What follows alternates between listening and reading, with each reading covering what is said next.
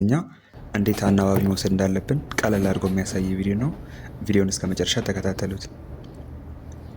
እዚህ ጋር እንደምታዩት ከላይ የጻፍኩላችሁ የአማርኛ እንትን ናቸው፣ አማርኛ ፊደላቶች ናቸው። የተወሰኑ ናቸው የጻፍኩላችሁ፣ ሁሉም አይደለም። ለምሳሌ ሶስት አይነት ሀ አሉ በአማርኛ።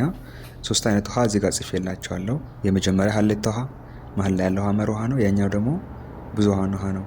ስለዚህ እነዚህ ሶስቱም ሀ እዚህ የጻፍኩላችሁ የስንተኛ ናቸው? ስድስተኛ ናቸው። ስድስተኛ ፊደላቶች ናቸው። የሀ ቤት ስድስተኛ ማለት ነው።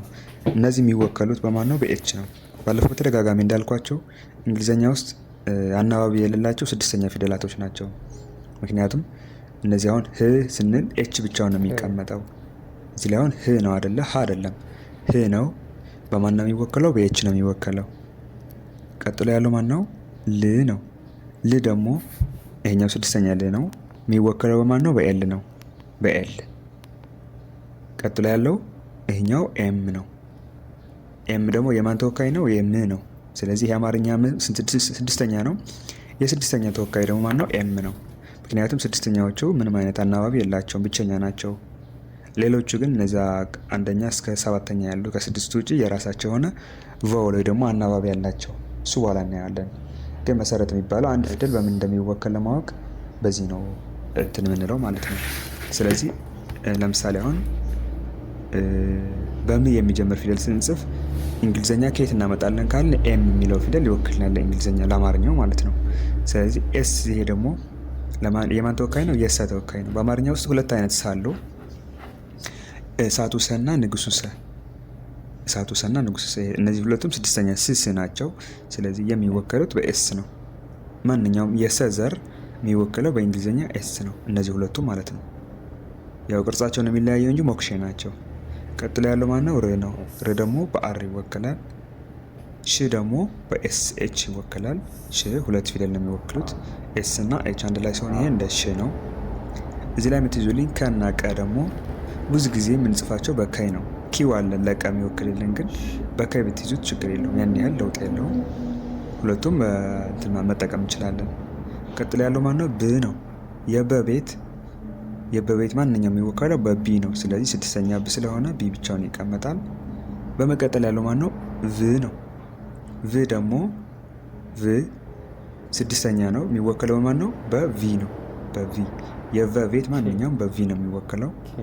ቀጥሎ ያለው ማን ነው? ቲ ነው። ቲ ደግሞ የሚወከለው በማን ነው? ማን ነው የሚወክልልን? የእንግሊዝኛ ተ ፊደል ነው። ለምሳሌ ከላይ ያለው ማን ነው? ት ነው የሚወከለው በቲ ነው። በቲ ቀጥሎ ያለው ማን ነው? ቸና ጨ። ቸና ጨ ላይ ደግሞ ሁለቱም እኩል ናቸው በእንግሊዝኛ ቸና ጨ የምንጠቀመው ሲኤች ነው። ለሁለቱም ሲኤች እንጠቀማለን ማለት ነው። ስለዚህ እነዚህ ያሳየኋችሁ ስድስተኛ ፊደላቶች ናቸው የሚወከሉት። ከታች የጻፍኩት እንግሊዝኛ ደግሞ ምንድን ነው? ካፒታል ሌተር ብቻ ነው፣ ስሞል ሌተር ታኩታላችሁ በሚል ነው። ስለዚህ እነዚህ ስድስተኛ ፊደል ከሆኑ ሌሎቹስ እንዴት ነው የምንጽፋቸው ለሚለው እዚህ ጋር ያላችሁ መልሶ። አምስተኛ ፊደል ከሆነ አንደኛ እና አምስተኛ ፊደል ከሆነ በኢ ነው የሚወክለው። እዚህ ጋር ያላችሁ ኢ ቁጥሩ ማስቀምጨላችኋለሁ። ሁለተኛ ፊደል ለምሳሌ ሉ የሚል ፊደል ከመጣስ ኤል ጽፈን ምን መጻፍ አለብን አናባቢ ለሚለው እዚህ ጋር ያላችሁ ዩ ሁለት ብዬ ጽፌላችኋለሁ፣ ለሁለተኛ ማለት ነው። ሶስተኛ ደግሞ በአይ ነው፣ አናባቢያቸው አይ ነው። ስለዚህ ሊ ብለን ስንጽፍ ለምሳሌ አይ እንጽፋለን፣ ኤል አይ። አራተኛ ሲሆን ደግሞ ኤ እንወስዳለን። ለምሳሌ ሀ ሳራ ብለን ስንሄድ ይሄ አ የሚል ድምፅ አብሮት ይገጥማል ማለት ነው። ከሱ ጋር ትክክለኛ ድምፅ እንዲሰጠን ይሄ አናባቢ አብሮት ይገባል። የመጨረሻው ማን ነው? ሰባተኛ የሚወከለው በኦ ነው፣ ኦ ፊደል። ለምሳሌ ሎ ስንል ኤል ኦ ብለን ነው የምንሄደው፣ ሎ። ስለዚህ ከስድስተኛ ፊደላቶች ውጭ እዚህ ላይ ያሉ የምታዩቸው አናባቢ ናቸው ለሁሉም ማለት ነው። እነዚህ አናባቢ ደግሞ ቮልስ ይባሉ በእንግሊዝኛ፣ ቮልስ። እሺ ለምሳሌ አንድ ቃል አውጥተን የአማርኛ ቃል እንጽፍና ከዚህ እየወሰን ደግሞ ወደ እንግሊዝኛ እንቀይረዋለን። ለምሳሌ ሁመራ ለሚለው አሁን መጀመሪያ ሀ የሚለው ፊደል በማን ነው የሚወከለው? ከላይ ትሄዱና እዚህ ጋር ያላቸው ሶስቱ ፊደላቶች አለዋ። ሶስት ፊደላቶች ኤች ትወስዳላችሁ፣ ምክንያቱም ሀ የሚወከለው በኤች ነው። ግን እዚህ ላይ ማን ነው ያለው? ሁ ነው። ሁ ከሆነስ ሁለተኛ ፊደል ነው አይደለ? ሁለተኛ ፊደል ደግሞ በማን ነው የሚጻፈው? ከማን ጋር ነው? ከዩ ጋር ነው። ስለዚህ ኤች ዩ እንጽፋለን። ኤች ዩ እች ሁለት እንወስዳለን።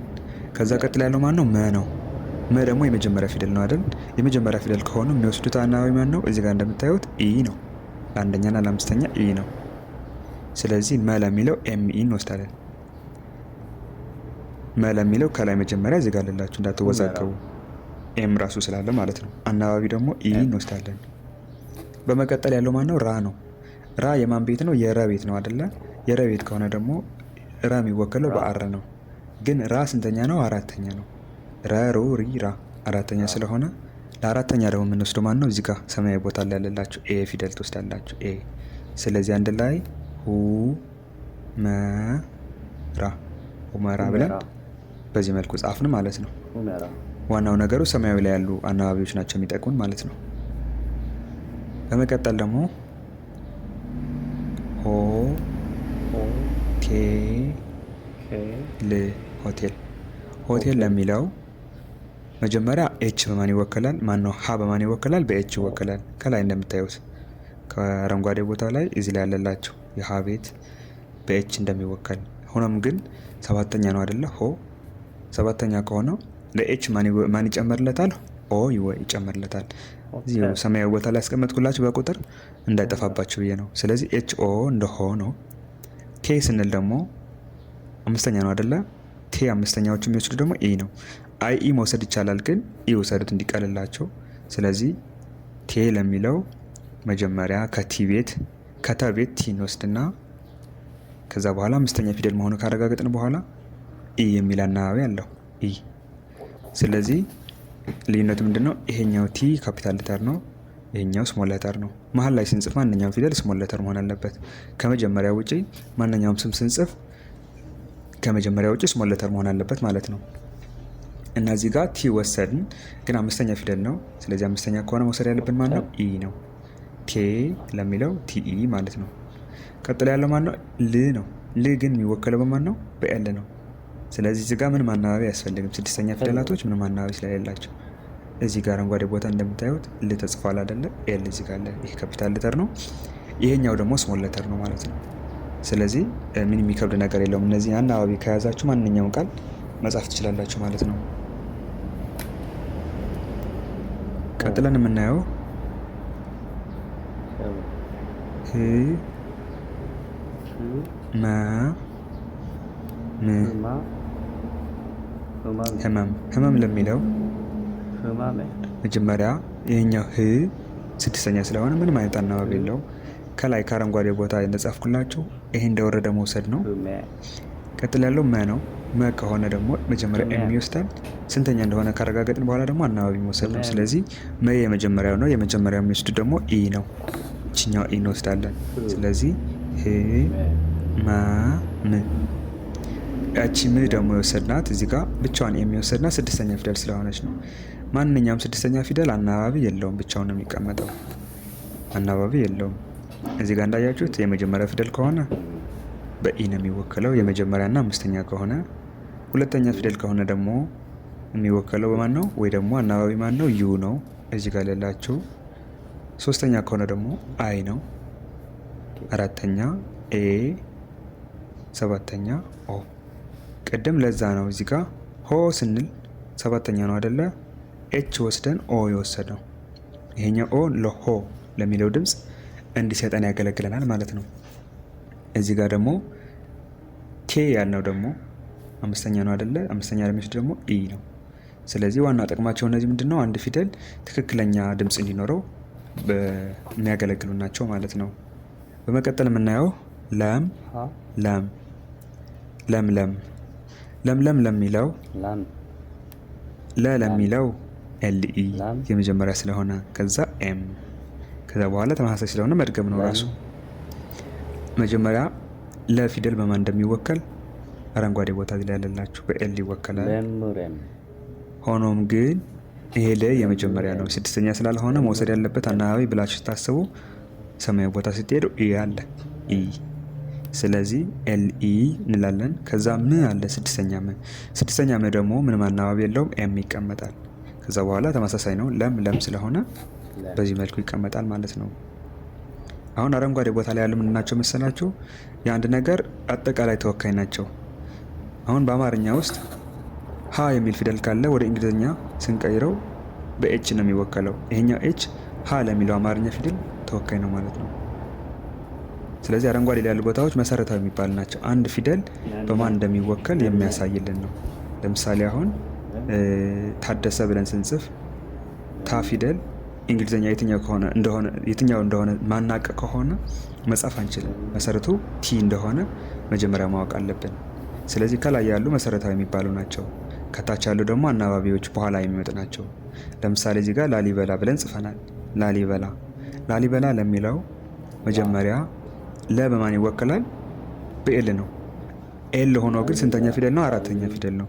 አራተኛ የሚወከል ደግሞ ማን ነው? አናባቢያቸው ማን ነው? ኤ ነው። ስለዚህ ላ ለሚለው ኤልኤ ይሆናል። ኤልኤ። ሊ ለሚለው ደግሞ ኤልአይ። ስለዚህ እንደ ላሊ ትሆናለች። በ ለሚለው ደግሞ የመጀመሪያ ፊደል ነው አይደለ? የሚወከለው በቢ ነው። ካፒታል ሌተር ነው ይሄ ከላይ ያለው። ይሄ ደግሞ ስሞል ሌተር ነው። ስለዚህ ቢኢ ለሚለው እንደ በ ነው ማለት ነው። ቀጥሎ ያለው ማን ነው? ላ ነው። ላ ለሚለው ደግሞ አራተኛ ነው አይደለ? ኤል ጽፈን ኤ መጻፍ ነው። እዚህ ጋር ልብ የምትሉልኝ ምንድን ነው? ለምሳሌ ቢ ስጽፍ እዚህ ጋር ስሞል ሌተር ነው፣ እዚህ ጋር ግን ካፒታል ሌተር ነው። ስለዚህ ስሞል ሌተርና ካፒታል ሌተር እንግሊዝኛ ማየት አለባችሁ። እሱ ባለፈው የሰራሁት ቪዲዮ አለ፣ እሱ ማየት ትችላላችሁ። ስለዚህ ላሊ በላ ብለን ስንጽፍ በእነዚህ መልኩ በእነዚህ አናባቢዎች ይሆናል ማለት ነው። አሁን እዚህ ጋር የገቡት አራተኛ፣ ሶስተኛ፣ የመጀመሪያውና አራተኛ ፊደላቶች ናቸው። የወሰድናቸው ደግሞ ኤ፣ አይ፣ ኢ፣ ኤ ናቸው። በመቀጠል ል፣ ማ፣ ት። ልማት ለሚለው ል ስድስተኛ ናት፣ ብቻዋን ናት። ኤል ለማስቀመጥ ብቻ። ማ ደግሞ ማናት? አራተኛ ናት።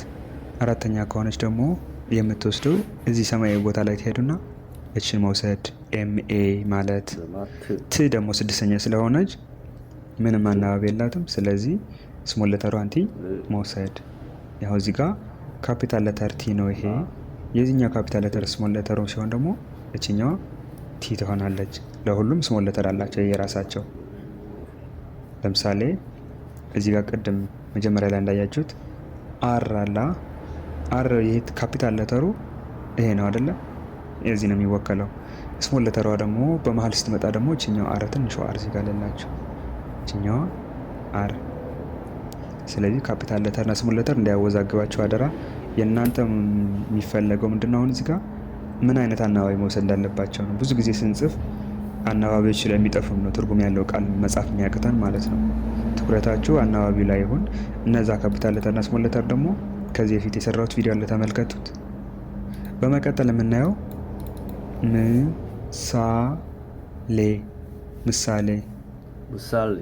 ምሳሌ ለሚለው ደግሞ ም በማን ነው የሚወከለው? በኤም ነው።